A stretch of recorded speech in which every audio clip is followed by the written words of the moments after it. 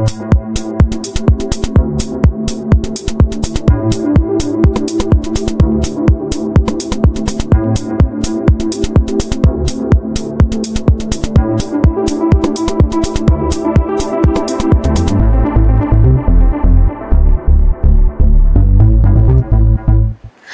semuanya, welcome back to Talking with Haimau. Kini kami kembali hadir untuk menemani pemirsa-pemirsa atau kalian teman-teman yang menonton video ini. Perkenalkan, nama saya Novia dan teman saya Ruben yang akan menjadi host untuk menghibur kalian semua. Oke, duduk manis, tonton sampai habis karena di sini banyak ngobrol makin produktif. Oke, kita mulai aja nih Kak. Oh boleh banget nih. Kakak tahu gak sih narasumber kali ini itu siapa? Kakak narasumber kali ini tuh prank Paul dan sangat amat inspiratif nih. Apalagi untuk teman-teman mahasiswa baru gitu. Wah, boleh banget nih, bisa di-share untuk bareng-bareng. Yes, pastinya. Kita panggilkan aja ya. Kak Hana.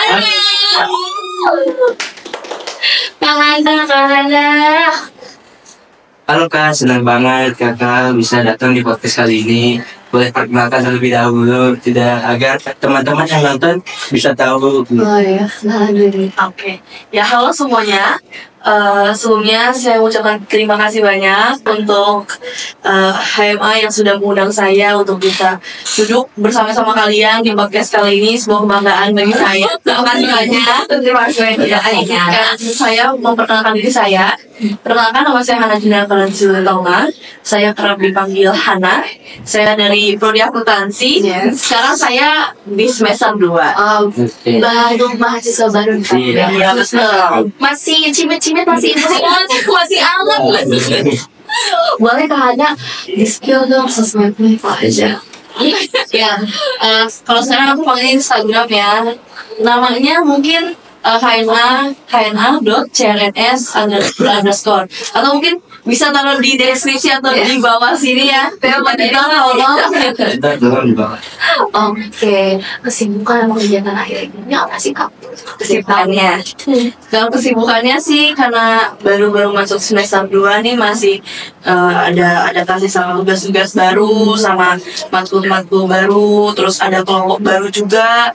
Sama sekarang lagi disibukkan sama organisasi di gereja karena kan baru banget ada pergantian tahun ya, dimana harus nyusun lagi program-program kerja jangka pendek, jangka panjang, sampai jangka menengah juga gitu. Itu aja sih. Sibuk ya berarti ya. Gimana sih rasanya jadi narasumber di podcast kali ini? Apa ini jadi pertama kali? Pertama atau kedua? Wah, ini jujur pertama kali ini first time banget nih. Waduh, first time. Iya, kamu Hana. First time banget. Rasanya deg-degan ya jujur ya. Deg-degan tuh, tapi seru. Senang juga karena duduk bareng sama kalian nih, orang-orang hebat juga. Aduh, amin. Aku sama Ruben pengen tahu nih tentang kakak dan kita bakal tanya-tanyain beberapa pertanyaan. Boleh nggak sih Kak Hana? Boleh banget. Boleh deh, Kak Ruben mulai dulu deh. Oke. Sebelum sekolahnya teh di mana sih, Mbak? Dan jurusannya teh sesuai gak sama jurusan sekarang? Oke, ini pertanyaan yang banyak orang-orang tanya juga ya. Waktu masuk di perkuliahan, aku itu dulu bersekolah di SMA Negeri 1 Gunung Sindur, itu di Kabupaten Bogor, tapi lebih dekat ke daerah Tangsel, Tangerang Selatan. Iya. Banget ya. Lumayan. Kalau ke Unpang itu naik apa Kak dan berapa jam? Berapa jam nggak? Iya, berapa jam? Ya, lumayan jauh juga. Naik transportasi umum itu bisa kurang lebih 1,5 jam, kalau macet 2 jaman. Biasanya naik apa? Naik angkot, naik juga ojek online. Berapa kali tuh ya? Dihitung bisa sampai 2-3 kali naik turun. Ongkosnya berarti Lumayan. kalau kos itu atau kayak enak aja rumah gitu. Itu tergantung donatur yang di atas. Tergantung donatur. Oke. Tadi Kak Hana dari SMA 1 Gunung Sindur. Kenapa sih bilang sih? Kayaknya ini karena jujur atau enggak nih? Atau dari IPA atau dari PS atau gimana nih? Kamu bedakan sih? Pertama aku itu linjur. Oke. Aku anak IPA pindah ke akuntansi. Oke. Ya jadi Linjero lumayan jauh ya. Cuma banyak yang bilang katanya akuntansi juga penghuni anak IPA kan.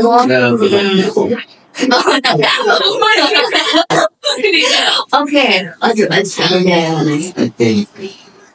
Apa aja sih tantangan terbesar atau masalah yang sering dihadapi dalam memilih jurusan akuntansi ini?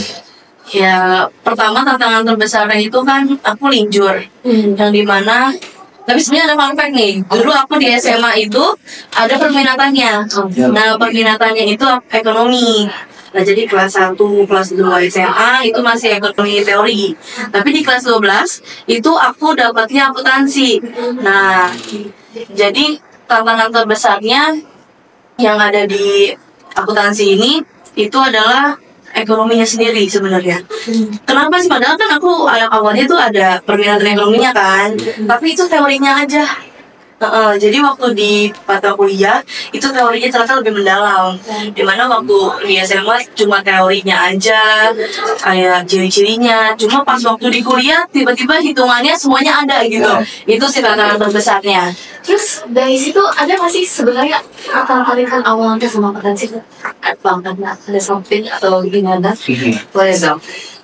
Ketertarikan awalnya itu karena pertama aku sukanya matematika.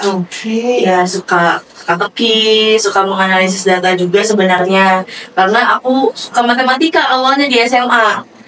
Tapi karena aku melihat akuntansi ini juga kayak teka-teki ya, kayak pencatatan transaksi, terus ada soal-soal akuntansi yang biasa aku kerjain itu benar-benar bikin itu kayak sebuah teka-teki banget.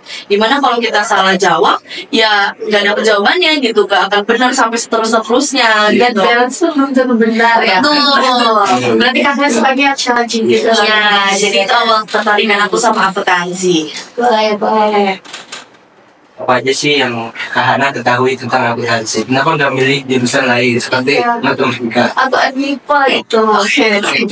Kenapa aku pilih akuntansi atau yang udah aku cari-cari tentang akuntansi sebelum aku masuk ke akuntansi itu kan aku sempat browsing ya, sempat searching juga di platform pencarian akuntansi itu kayak gimana, belajar kayak gimana, terus juga aku ngelihat track record yang aku di SMA juga bagaimana kan, jadi ya pasti kan akuntansi juga ada penjurusannya kan, yang aku tahu kayak ke keuangan, audit, terus sektor publik juga ada yang perpajakan juga kan. Nah di situ sih aku udah mulai cari-cari sebelum aku masuk Universitas Papua di jurusan akuntansi ini. Terus kenapa enggak pilih matematika? Itu sebenarnya karena kalau jurusan matematika itu kan murni ya. Nah aku tuh nggak mau ilmu murni karena aku merasa aku kurang nggak terlalu passionnya di matematika murni yang menghitungnya huruf gitu. Tapi aku lebih suka menghitungnya angka gitu. Berarti di sini nggak ada tekanan dari keluarga atau ada mungkin? Kalau tekanan tersendiri tuh nggak ada dari orang tua, malah justru orang tua menyerahkan ke aku maunya apa, passion aku di mana, mereka ikut-ikut aja. Aku mau akuntansi silakan, misalnya aku mau masuk FMIPA silakan, mau masuk teknik silakan. Jadi mereka nggak ada tekanan sama sekali sih, nggak harus menghubungkan aku di mana gitu. Oke, berarti orangnya sangat supportif banget. Iya betul. Terus Yes. ada nggak sih kira-kira keterampilan Kak Hana dari IPA nih yang berguna yang bisa bikin masuk ke akuntansi? Keterampilan dari IPA dulu itu sebenarnya yang aku bilang lagi keterampilan matematika. Dimana di semester 2 ini kan aku dapat mata kuliah ekonomi matematik, ya kan. Nah di situ aku ngerasa wah ini jurusan yang kurang lebih ada matematikanya yang ternyata di pelajarannya itu ada loh di SMA.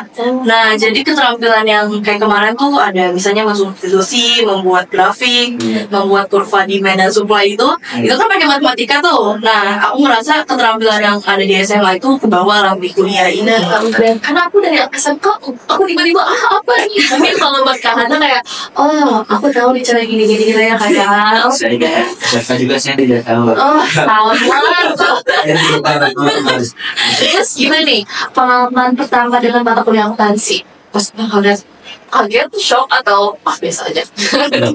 Jujur agak kaget ya, agak shock sebenarnya karena ternyata nggak nyangka bakal sekompleks itu ternyata akuntansi. Ya aku pikir ya aku nggak carinya sebenarnya nggak searching terlalu dalam. Tapi waktu masuk kuliah ternyata kalau di akuntansi kan ada aset, ada likuiditas, ada ekuitas. Ternyata tuh dia ada bagian-bagiannya juga. Ternyata kayak kas, ternyata ada kas di bank, ada petty cash gitu-gitu. Ternyata penjabarannya luas banget, itu yang bikin aku shock sih. Jadi agak ada sedikit kagetnya gitu ya. Betul. Shock nih. Apa nih mata kuliah yang di akuntansi yang jadi favorit lah? Oh, favorit yang favorit. Ada nggak Kak Hana? Kalau favorit kayaknya nggak ada ya. Kalau favorit nggak ada, tapi yang menarik yang terasa akhirnya bisa nih ngerjain, terus semangat ngerjain gitu, ekonomi matematika. Oh, oke. Kalau dari semester satu ada nggak? Semester 1, aduh bingung ya kalau semester 1 ya. Kalau semester 1 aku di Introduction to Accounting-nya. Oke, favorit lah ya. Iya. Terus apa nih mata kuliah yang mantap? Apakah ekonomi atau ada yang lain? Yang menantang semuanya menantang. Pasti semuanya menantang. Semuanya menantang. Tapi yang paling tier tertingginya itu mikro dan makro. Kenapa itu jadi top tier yang paling nantang? Ya jujur aku ngerasa itu susah banget. Oke. Terus juga aku nggak ada basic yang terlalu bagus ya di mikronya, di mikro atau makro. Jadi aku merasa ketika lagi belajar gitu, melihat teman-teman yang mungkin latar belakangnya IPS atau memang latar ekonominya bagus gitu, aku merasa satu tangga di bawah mereka gitu. Jadi ngerasa ya seperti itulah.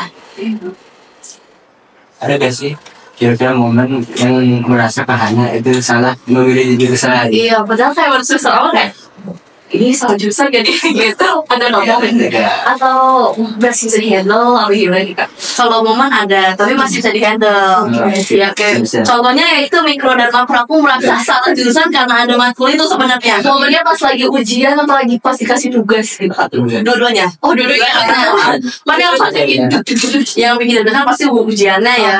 Karena kayak aduh nggak tahu nih, belajarnya nggak tahu juga, terus ujian lagi itu yang bikin jadinya salah jurusan nih.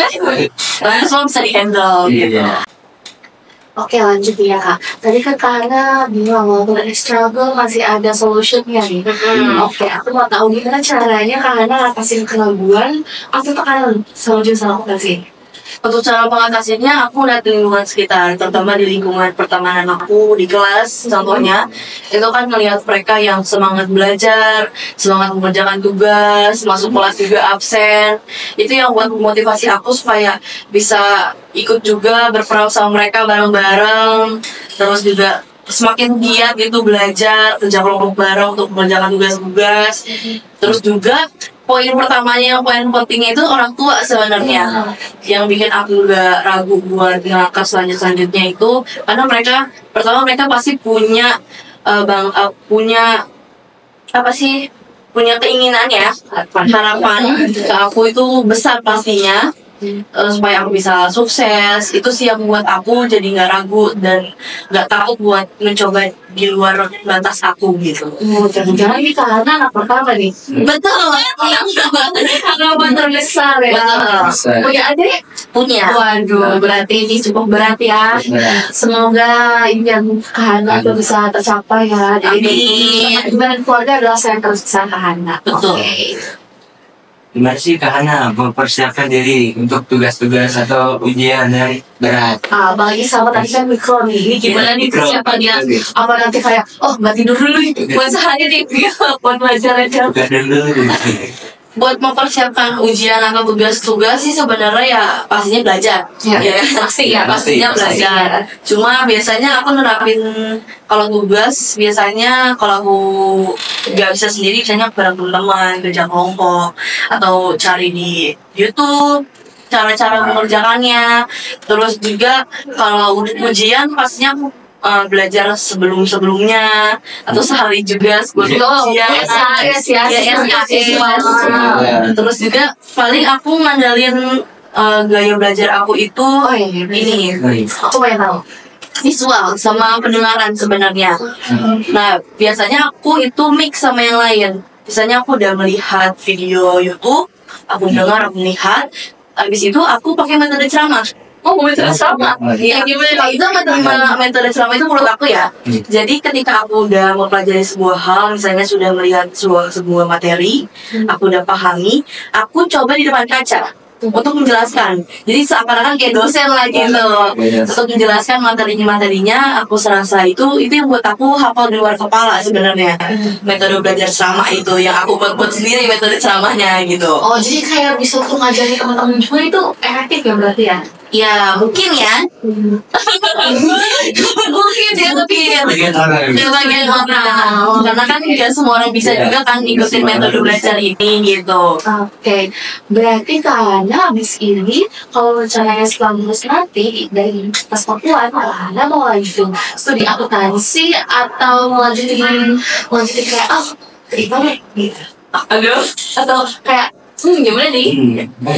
Selanjutnya habis lulus dari Pakuan, rencananya aku mau kuliah lagi sebenarnya. Mau lanjutin pendidikan. Akuntansi lagi?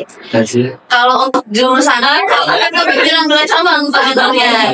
Apa tuh? Kepikiran aku masuk statistika Oh, atau mau lanjut akuntansi lagi. Nah, tapi pengen juga sambil kerja. Jadi pengen lanjutin pendidikan sambil kerja gitu, biar ada selingan lah, biar bisa meringankan beban orang tua kan, karena kan Iya. biaya pendidikan cukup mahal kan ya. Oke. Pro gimana nih berada di jurusan akuntansi nih Kak Ana? Overall sih enak ya, seru juga, menantang juga, banyak banget. Terlalu banyak Iya, kayaknya terlalu banyak banget. Akuntansi. Tapi itu semua terbayarkan dengan teman-teman yang support banget, terus juga benar-benar nggak sikut-sikutan ya. Oh ya. Benar-benar ngebantu, terus juga pertemanan dosen-dosen yang juga materi-materi yang aku dapat juga lumayan masuk di otakku sekarang. Ya jadi oke banget lah buat di jurusan akuntansi. Buat teman-teman yang mau masuk akuntansi boleh banget loh. Udah di-approve kan? Ada approve. Iya. Yang mau injur ayo yang ayo. Langsung aja udah ada testimoni ya. Testimoni yang linjur udah dari 0 sampai 100 berapa nih? Buat aku yang linjer itu aku kasih 90/100. Karena aku masih ada kurangnya ya, jadi aku kasih lah gitu. Oke Kak Halina, kita beralih nih dari akuntansi ke kegiatan organisasi nih. Kak Halina, sebelumnya sebelum kuliah ini ada nggak sih ikut aktif organisasi atau sampai sekarang? Kalau untuk aktif organisasi aku sebenarnya udah dari SMP. Oh, SMP Sampai sekarang. Oh, sampai sekarang. Iya. Udah kamu udah belum coba itu. 3 tahun lebih. Oh, Udah nonton tuh. Oh, udah tahu. Gimana sih kalian? Kan 1 tahun gitu. Oke. Enggak kan dia ada. 6 tahun lebih. Iya, 6 tahun lebih. Oh, boleh tahu dijelasin dulu organisasi itu apa sih? Oke, jadi waktu aku di SMP itu aku sebenarnya aktifnya itu di organisasi gereja. Oke. Iya, di organisasi gereja. Nah, awal-awal aku ikut organisasi itu aku jadi tim-timnya aja biasanya. Jadi tim dokumentasi atau PDD ya disebutnya. Aku biasanya di tim itu, terus aku di tim multimedia biasanya. Terus aku jadi seksi acara biasanya, bagian acara. Itu di SMP dan sampai sekarang masih ikut lanjut. Terus juga sempat jadi ketua panitia sebuah event. Terus yang sekarang aku itu di gereja aku menjabat sebagai ketua remaja. Wow. Ketua remaja itu baru tahun lalu dilantiknya. Ya makanya sekarang lagi sibuk sama program kerja ya. Karena baru dilantik gitu. Keren banget ya berarti ya. Iya kalau untuk kepanitiaan atau keorganisasian ini yang tahun ini atau tahun lalu itu baru jadi ketua remaja. Oh, ketua remaja di gereja pendidikan. Aku bergereja di Gunung Sindur juga. Itu di GPDI Taman Getsemana. Ya aku aktifnya di situ. Bergereja di situ juga. Keren ya berarti anak-anak ya. Terus Apa yang membuat Kak Ana tertarik untuk ikut aktif di organisasi Iya. gereja? Yang bikin aku tertarik sejujurnya itu karena itu organisasinya itu fun seumuran aku aja. Kalau yang remaja kan mungkin seumuran aku gitu kan. Tapi ada juga organisasi di gerejanya itu yang misalnya kayak event Paskah, event Natal, atau event-event lain-lainnya, itu yang dimana orang-orang tuh pasti sibuk ya. Nah aku tuh nggak tahu kenapa kalau ngeliat orang di gereja sibuk tuh juga pengen gitu. Itu yang bikin tertarik. Itu yang bikin tertarik ngeliat mereka sibuk foto-foto, dokumentasi, yang ngurusin acara. Meskipun ternyata setelah aku masuk tuh oke gini gitu. Explore banyak hal dalam banyak orang ya. Dengan banyak kepribadian gitu dari A, B, C sampai Z. Berarti kalian udah kayak kayak Iya. Terus juga ada teman-temanku juga kan yang ikut, mereka juga yang sibuk sama organisasi, terus mereka juga seru gitu ketemu orang-orang di gereja yang aktif di organisasinya gitu. berarti cukup aktif banget ya Ana ya. Dibilang cukup aktif, bisa dibilang seperti itu. Oke, dalam sebulan tuh bisa berapa kali seminggu deh? Apa nih, rapat atau gimana? Semuanya. Kalau itu sih sebenarnya nggak terlalu sering sebenarnya, karena kan kalau di gereja itu lebih kayak organisasi di event-event. Misalnya event Natal. Nah kalau udah event Natal tuh biasanya mempersiapkan 3 bulan sebelumnya. Nah misalnya kalau di gereja ya, kalau di gereja aku itu setahun itu biasanya ada event Jumat Agung atau Paskah. Terus juga biasanya kalau di remaja itu ada retreat. Atau kalau mungkin bisa dibilang mungkin seperti perkumpulan agama yang remaja ini untuk beribadah gitu. Tapi di luar kayak outdoor atau pergi misalnya ke puncak atau ke pantai kayak gitu. Terus juga ada biasanya kita ada ulang tahun gereja, terus juga ada Natal. Nah itu biasanya kalau udah mau ada event-event kayak gitu tuh biasanya lama. Misalnya kalau yang Paskah nih, itu kita dari Januari atau Februari udah ngomongin itu. Karena kan ya satu kalau namanya organisasi ngomongin apa ke depannya seperti apa ya kan. Terus anggarannya, acaranya seperti apa. Nah itu yang dipikirkan di organisasinya gitu. Terus juga banyak hal kesibukannya. Biasanya kalau aku di seksi acara itu yang paling sibuk sebenarnya. Karena kalau misalnya di Paskah misalnya gitu ya, kita ambil eventnya Paskah atau Paskah deh, kita kan pasti sana ada games, ada acara-acaranya seperti apa, ada bagian-bagian part-partnya seperti apa. Nah itu pasti setiap acara itu udah pusing, itu bisa setiap minggu pasti ngobrolin terus gitu. Karena pasti capek banget ya. Betul. Ada satu hari dimana lu belajar gitu nggak Kak? Pasti ada. Berarti sekarang tuh lagi sibuk-sibuknya event baru nih, event Paskah. Event Paskah, iya. Cuma kebetulan tahun ini di gereja tuh nggak keluar ternyata. Jadi kita di ibadah di gereja. Jadi nggak terlalu hektik kayak tahun-tahun sebelumnya. Oke. Nah, untuk sekarang Kak ada strategi nggak sih buat ngebagi antara waktu kuliah, organisasi kegerejaan dan kehidupan pribadi? Kan pasti kalau pribadi juga kan pengen me time. Iya. Awalnya udah organisasi, akuntansi yang begitu, pengen me time kapan ini? Kalau bagi aku cuma baginya sebenarnya nggak sulit ya, nggak terlalu yang aduh kayaknya nggak bisa nih di organisasi, aku nggak bisa nih di gereja nih, nggak bisa nih kuliah gitu. Tapi aku cukup nggak struggle sebenarnya sama ngebaginya, karena kan misalnya aku ngebaginya tuh dari Senin sampai Jumat lah kuliah misalnya gitu. Nah di kuliah itu kan pasti kan ada jam-jam jeda-jedanya gitu kan, misalnya sudah jeda 2 jam, 3 jam atau lebih. Nah biasanya aku gunain itu untuk keperluan pribadi, misalnya untuk nongkrong sama teman, main atau me time, pergi ke mall atau kemana, nongkrong di coffee shop gitu-gitu. Terus kalau untuk kuliah kan setiap Senin sampai Jumat atau mungkin Sabtu juga terkadang. Kalau untuk organisasi gereja biasanya lebih aktifnya itu dari Jumat sampai ke Minggu. Ya, jadi lebih aktifnya di daerah-daerah udah mau ke weekend gitu. Di babat juga yang kayak Ya, cukup untuk dibabat habis. Saking betul. masih ada waktu kehidupan pribadi. Ada, kalau itu masih ada, karena kan nggak setiap minggu juga ya, jadi tetap ada untuk pribadinya, untuk keluarga juga masih ada. Nah kan sebelumnya tantangan terbesar di kuliah akuntansi. Nah sekarang itu ke organisasi ya. Tantangan terbesarnya ini itu sebenarnya terletaknya juga di work. Iya, karena di organisasi gereja itu kan bukan hanya seumurannya aku misalnya 20 tahunan gitu. Tapi kita bisa berinteraksi atau bisa bekerja sama di organisasi itu sama umurnya yang dua kali lipat daripada kita. Oh, jadi kayak Iya, 40 tahun, 50 tahun. Jadi kita benar-benar bisa berinteraksi, bisa berorganisasi sama orang yang lebih tua. Nah, itu kan tantangan banget ya.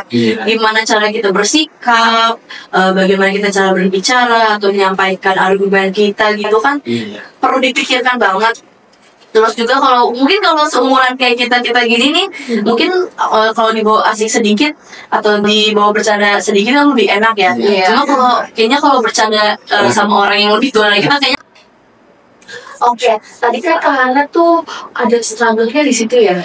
Dan tapi dari struggle itu Hana ada nggak dapat kayak keterampilan atau nilai yang Kak Hana dapatkan dari organisasi kerajaan yang berguna di dunia akademis atau profesional? Kalau keterampilan pasti organisasi selalu ngasih kita keterampilan ya. Ya buat surat atau buat proposal, cari narasumber, cari sponsor juga tuh. Nah itu sebenarnya berguna banget dan aku dapetin itu di organisasi yang gimana aku harus buat surat, proposal, laporan, cari sponsor yang pastinya itu susah, tapi akhirnya ketika aku berorganisasi aku dapetin keterampilan itu, jadi itu ngebantu banget sih sebenarnya. Oke, dari akademis apa aja nih manfaatnya? Kalau dari akademis mungkin di semester lalu kita kan disuruh buat surat dinas. Oh iya, surat dinas. Nah, ya kan surat dinas. Aku merasa nggak terlalu kesusahan banget untuk membuat surat dinas gitu. Karena udah pernah coba dan kalau turun itu dia langsung ya. Jadi ya udah meraga lah, jadinya nggak terlalu harus susah-susah lagi bagaimana caranya gitu. Berarti kalau misalnya di profesional itu Hana jadi bisa ngobrol sama orang yang lebih tua. Betul. Apalagi kalau misalnya dosen kan nggak ada yang muda, ada yang lebih tua gitu. Betul. Ya, Hana bisa menyesuaikan. Iya. Kamu menyesuaikan beda? Betul. Karena sebuah tantangan juga kan ngechat dosen. Oh iya, saya nggak berani ngechat dosen tau. Saya nggak berani. Kamu berani nggak? Nggak berani. Saya takut sebenarnya. Apakah ada salah kata gitu? Jangan-jangan Hana konflik. Iya. Ya, Berarti konflik kelas apa nih? aku konflik di kelas 2A. Oke, kelas 2A nih konfliknya kelas speaking. Oke. Bagaimana nih Kak Hana melihat dan organisasi kegerejaan dalam membentuk karakter dan kepribadian Kak Hana? Oh iya, apalagi kan itu organisasi agama ya, jadi lebih charge gitu. Apa aja sih?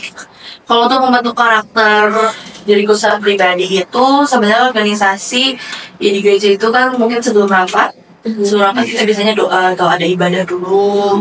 Itu yang membuat jadi membentuk karakter di mana kita harus selalu mengandalkan Tuhan juga gitu kan.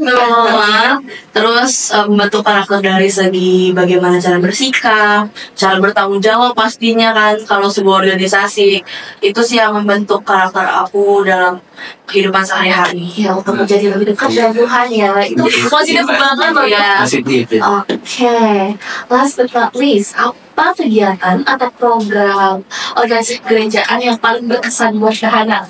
Kalau yang ditanya berkesan, hampir semuanya berkesan. Cuma yang paling berkesan banget nih itu acara remaja itu retreat. Oke. Nah, dimana aku jadi ketua panitia itu tahun lalu. Itu acaranya 3 minggu malam kebetulan. Terus itu yang buat aku paling berkesan sih itu ya karena paling luar biasa, perjalanannya juga lumayan. Itu setahun itu perjalanan kepanitiaannya. Iya.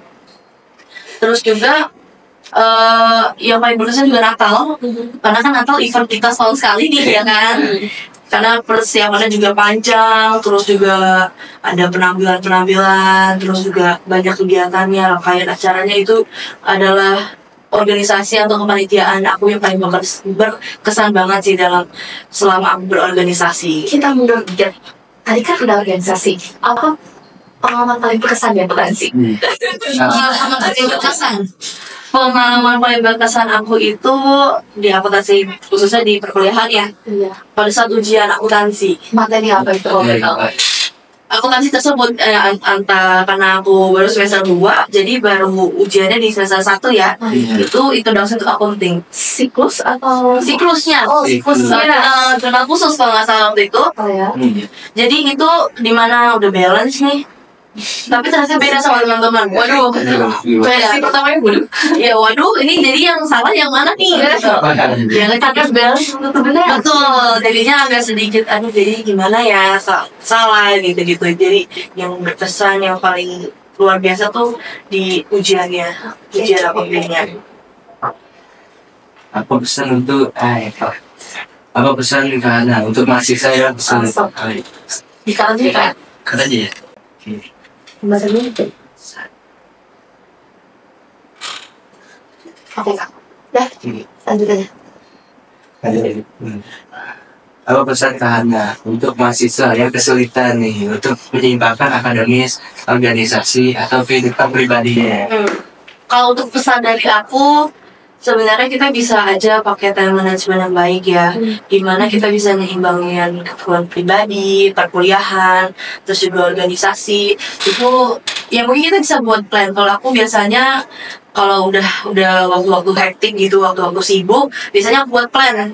Misalnya seminggu ini mau ngapain nih, atau kalau ada waktu kosong mau dibuat apa. Misalnya kalau untuk ada waktu kosong, biasanya aku isi main, atau mau me time di rumah sendiri, nonton film berjam-jam misalnya gitu untuk keperluan pribadi. Kalau untuk kerjaan, itu aku misalnya pokoknya tanggal segini ada rapat atau ada kegiatan ini, mau gak dibersih, mau gak dikotor segala macam. Terus juga untuk perkuliahan disesuaikan mungkin deadline tugas gitu. Jadi pesan-pesan buat kalian mungkin bisa buat plan ke depannya seperti apa, mungkin dari kalender atau di notes. Terus juga jangan terlalu memaksakan sesuatu sih menurut aku ya. Karena kalau memaksakan sesuatu kan yang adanya jadinya buyar gitu planningnya.